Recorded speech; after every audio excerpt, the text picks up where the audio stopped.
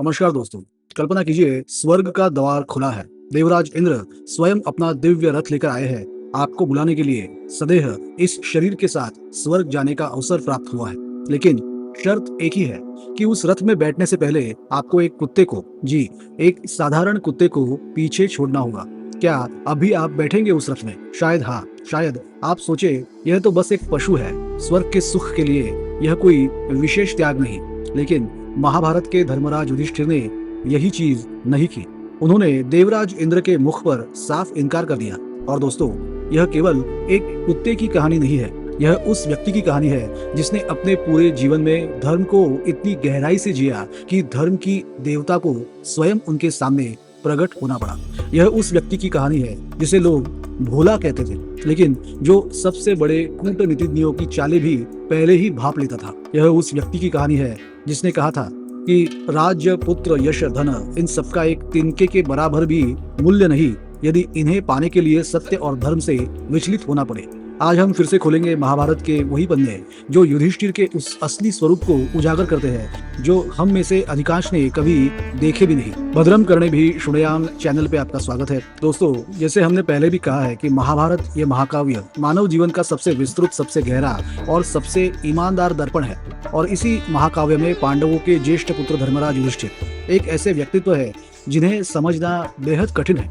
कुछ लोग उन्हें भोला और निर्बल कहते हैं, कुछ कहते हैं जुए में सब कुछ हार बैठे और द्रौपदी को भी दांव पर लगा दिया। ये कौन सा धर्म है? लेकिन दोस्तों, जब हम महाभारत के मूल वन पर्व, उद्योग पर्व और महाप्रस्थानिक पर्व को ध्यान से पढ़ते हैं तो युधिष्ठिर का एक ऐसा रूप सामने आता है जो हमें प्रश्नांकित करता है। आज हम जो महाप्रसंग देखेंगे वे सिद्ध करते हैं कि युधिष्ठिर न केवल धर्मनिष्ठ थे, बल्कि वे सर्वोच्च कूटनीतिज्ञ, गहनतम मनोवैज्ञानिक और अद्वितीय न्यायप्रिय शासक भी थे। पहले एक सूत्र श्लोक सुनिए जो युधिष्ठिर के संपूर्ण जीवन दर्शन का सार है। नाहम कर्म फलान्वेषी राजपुत्री चराम्युत ददामि देयमित्येव यजे यष्टव्यमित्युत। यानी हे राजपुत्री, मैं धर्म कर्म फल की आशा से नहीं करता। दान देना कर्तव्य है इसलिए देता हूँ, यज्ञ करना कर्तव्य है इसलिए यज्ञ करता हूँ। फल मिले या ना मिले, कर्तव्य तो करना ही है। और यह है युधिष्ठिर का वाक्य, यह है उनके जीवन का सूत्र। अब चलते हैं दोस्तों उन 4 महाप्रसंगों की ओर जो इस सूत्र को जीवंत सिद्ध करते हैं। वनवास का वह बहुत ही कठिन काल था। पांडव वनों में भटक रहे थे, राज्य गया था, वैभव गया था, महल गए थे, और जो बची थी वह थी केवल एक अपमान की स्मृति। ऐसे में द्रौपदी यानी पंचाल की राजकुमारी, 5 वीर महारथियों की पत्नी, अपनी पीड़ा को और नहीं रोक सकती थी। वे युधिष्ठिर के पास आई और उन्होंने जो कहा वह बाण की तरह तीक्ष्ण था। द्रौपदी बोली, हे आर्यपुत्र युधिष्ठिर, आपकी इस अति धार्मिक सरलता के कारण ही हम पर यह विपत्ति आई है। जो धर्म केवल दुख उत्पन्न करे, उस धर्म का क्या प्रयोजन? आप धर्म का आचरण करते ही क्यों है? सोचिए, अगर आपकी पत्नी या कोई भी आप पर इस तरह के आरोप लगाए तो आप क्या करते? क्रोध, आत्मसमर्थन या तर्क विश्लेषण? लेकिन युधिष्ठिर ने जो कहा वह इतिहास के पन्नों में अमर हो गया। वे बहुत ही शांत स्वर में बोले, धर्मे स्थरामि शुश्रोणि न धर्म फल कारणात् आगमाननति क्रम्य सताम वृतम वेक्षच धर्म एव मनः कृष्णे स्वभाव वेच्चेव मेधुतम धर्म वाणिज्य को हीनो जघन्यो धर्मवादिनाम। हे कृष्णे, मैं धर्म में इसलिए नहीं स्थित हूँ कि उसका फल मिलेगा।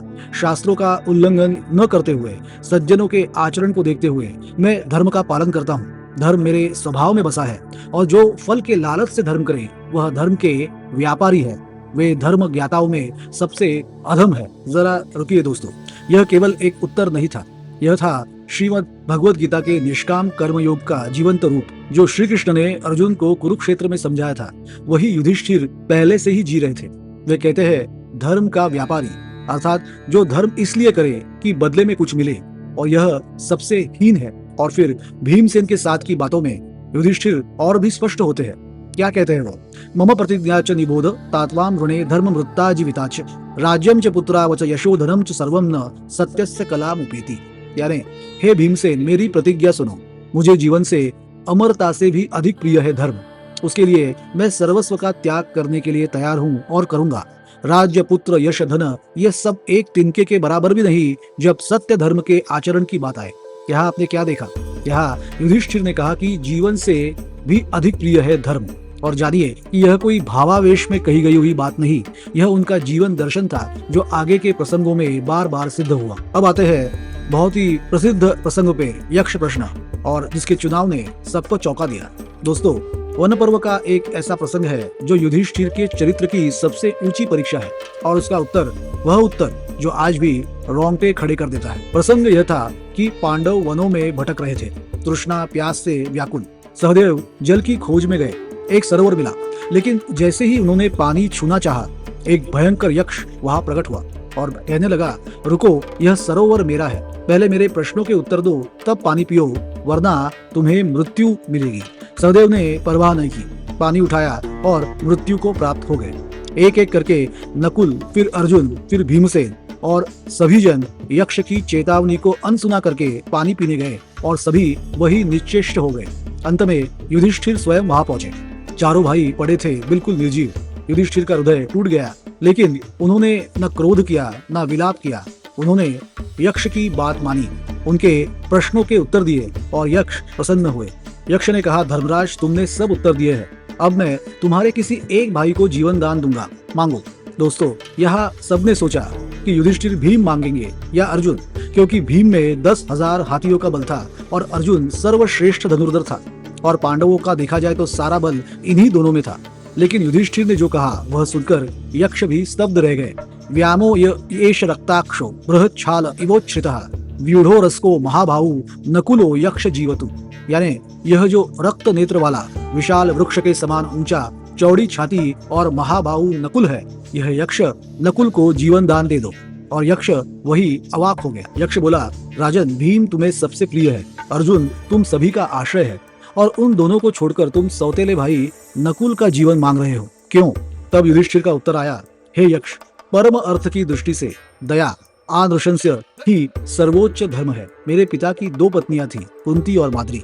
मैं चाहता हूँ कि दोनों माताएं पुत्रवती रहे, जैसे कुंती वैसे ही माद्री। मुझे दोनों में कोई भेद नहीं, दोनों को पुत्र का सुख मिले, और इसलिए नकुल को जीवन दे दो। दोस्तों, सोचिए इस तर्क की क्या ऊंचाई है। जब भीम और अर्जुन जीवित है तो कुंती माता पुत्रवती है, लेकिन माद्री माता, जिनका कोई पुत्र ना बचे, उनके साथ यह अन्याय होगा। ये सोचकर युधिष्ठिर ने भीम और अर्जुन का जीवन नहीं मांगा। उनका उनसे कितना प्रेम था ये सर्वविदित था, लेकिन प्रेम से भी बड़ा था उनका न्याय, उनका बोध और उनका दया भाव। यक्ष इस उत्तर से इतने प्रसन्न हुए कि उन्होंने सभी चारों भाइयों को जीवन दान दे दिया। और उसके बाद यक्ष ने अपना असली रूप प्रकट किया।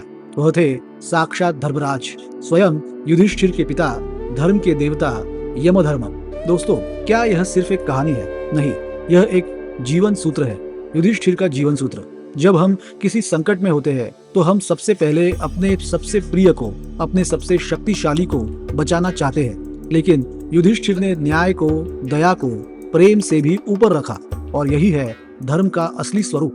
दोस्तों, अब हम आते हैं उस प्रसंग पर जिसका उल्लेख मैंने इस वीडियो की शुरुआत में किया था, महाप्रस्थानिक पर्व। श्री कृष्ण का निर्याण हो चुका था, पांडवों ने राज्य त्यागने का निश्चय किया। युधिष्ठिर, भीम, अर्जुन, नकुल, सहदेव और द्रौपदी सभी हिमालय की ओर महाप्रस्थान पर निकले। एक एक करके द्रौपदी, सहदेव, नकुल, अर्जुन, भीम सभी मार्ग में गिरते चले गए, मृत्यु को प्राप्त होते गए, और युधिष्ठिर अकेले ही चलते रहे। उनके साथ था केवल एक कुत्ता। फिर आकाश में एक दिव्य प्रकाश हुआ, साक्षात इंद्र का रथ वहां पे आया, और इंद्र बोले, निक्षिप्य मानुषम देहम गतास्ते भरतर्षभ अनेन त्वं शरीरेण स्वर्गम गंता न संशयः।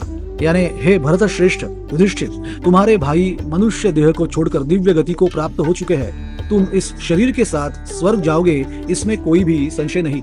युधिष्ठिर ने रथ की ओर देखा, फिर उसी कुत्ते की ओर जिसने पहले से उसका साथ नहीं छोड़ा था, और उन्होंने कहा, हे देवादिदेव, यह कुत्ता मेरा नित्य भक्त है, यह सदा मेरे साथ ही रहा है, मेरा स्वभाव दया का है, और यह भी मेरे साथ ही स्वर्ग जाए। इंद्र चौंक गए। उन्होंने समझाया, राजन, तुम अमर हो चुके हो, स्वर्ग के सुख तुम्हारे हैं, इस मृत्युलोक के पशु के लिए स्वर्ग में स्थान नहीं, उसे छोड़ दो। युधिष्ठिर ने दृढ़ स्वर में कहा, हे महेंद्र, भक्त का त्याग करना, साथी का त्याग करना ब्रह्म हत्या के समान महापाप है, और ऐसा शास्त्र ही कहते हैं। इसलिए मैं किसी भी परिस्थिति में अपने सुख के लिए इस कुत्ते का त्याग नहीं करूंगा। इंद्र ने एक और तर्क दिया, तुमने तो अपनी पत्नी द्रौपदी और सारे भाइयों का भी मार्ग में त्याग कर दिया, युधिष्ठिर ने कहा, मृत लोगों के साथ न मेल हो सकता है न विरोध। यह लोक की मर्यादा है। मैं उन्हें जीवित नहीं कर सकता था, इसलिए उनका त्याग नहीं किया। वो स्वयं गए। लेकिन यह कुत्ता जीवित है, मेरा भक्त है, मेरा साथी है, मेरे शरण में है। इसे मैं कदापि नहीं छोड़ूंगा। और फिर दोस्तों, वह कुत्ता धीरे धीरे अपना रूप बदलने लगा। चारों ओर दिव्य प्रकाश हुआ और सामने थे धर्मराज यमदेव स्वयं। हे राजेंद्र, तुमने अपने पिता यानी धर्म के स्वभाव को पूर्णतः प्राप्त किया है। संपूर्ण प्राणियों पर यह दया, यह करुणा, यही तुम्हारी महानता है। पहले भी द्वैत वन में मैंने परीक्षा ली थी और तुम उसमें उत्तीर्ण हो गए, और आज भी स्वर्ग में तुम्हारे समकक्ष कोई नहीं। दोस्तों, मैं यहाँ रुककर पूछना चाहता हूँ, क्या आपने कभी ऐसा इंसान देखा है जो स्वर्ग के द्वार पर खड़ा हो और एक कुत्ते के लिए उसे ठुकरा दे? और यही है महाभारत में वर्णित किया गया युधिष्ठिर। यह है धर्म का वास्तविक अर्थ। धर्म केवल पूजा पाठ नहीं, धर्म है हर जीव के प्रति दया भाव। अब देखते हैं कि वह भोला सबके षड्यंत्र को पहले ही भाप लेता था, ऐसा युधिष्ठिर। जब हम उस पक्ष पर आते हैं जिसे अधिकांश लोग जानते ही नहीं, युधिष्ठिर को भोला कहा जाता है, सरल कहा जाता है। कुछ तो यहाँ तक भी कहते हैं कि वे बावले यानी विवेकहीन थे। लेकिन महाभारत का मूल पाठ इसके बिल्कुल विपरीत है। पहला ही प्रमाण देखेंगे, लाक्षागृह का प्रकरण है। दुर्योधन ने षड्यंत्र रचा था। वाणावत में लाक्षागृह यानी लाख का महल बनाना वो बनवाया गया, जो जलाने के लिए बनाया गया था। पांडवों को जीवित जलाने की वह एक योजना थी। विदुर ने संकेत भी दिया गूढ़ भाषा में युधिष्ठिर को। युधिष्ठिर ने उसे तुरंत समझ लिया। लेकिन उन्होंने क्या किया? महाभारत में खास वर्णन आता है कि वो भागे नहीं, चीखे नहीं, चेहरे पर कोई भी भाव आने नहीं दिया, बल्कि उन्होंने भीम से कहा, यही रहो, चेहरे पर कोई विकार मत आने दो। अत्यंत सावधानी से निकलने का मार्ग ढूंढो। यदि पुरोचन को पता चला कि हम जान चुके हैं तो वह तुरंत आग लगा देगा। और फिर उन्होंने बताया, यदि हम पकड़े जाने के डर से यहाँ से भाग जाए तो दुर्योधन अपने गुप्तचरों से हमें मरवा देगा। और वह राज्य पर है, हम भूमिहीन है, वह सशस्त्र है, हम नहीं। वह धन संपन्न है, हम निर्धन। इसलिए यही रहकर गुप्त रूप से भूमिगत मार्ग बनाओ और मृगया के बहाने जंगल की परिचित पगडंडियों को जानो। दोस्तों, यह कोई भोला व्यक्ति नहीं सोच सकता। यह एक सुव्यवस्थित रणनीति थी, दूरदर्शिता थी, और यही वह व्यक्ति था जो षड्यंत्र की गहराई तक पहुंचता था और उसे उसी के हथियार से काटता था। और यही युधिष्ठिर की असली प्रतिभा थी, षड्यंत्र को पहचान लेना। ऐसा ही दूसरा प्रसंग आता है संजय के षड्यंत्र का। उद्योग पर्व में धृतराष्ट्र ने एक सूक्ष्म कूटनीतिक चाल चली। संजय को राजदूत बनाकर भेजा।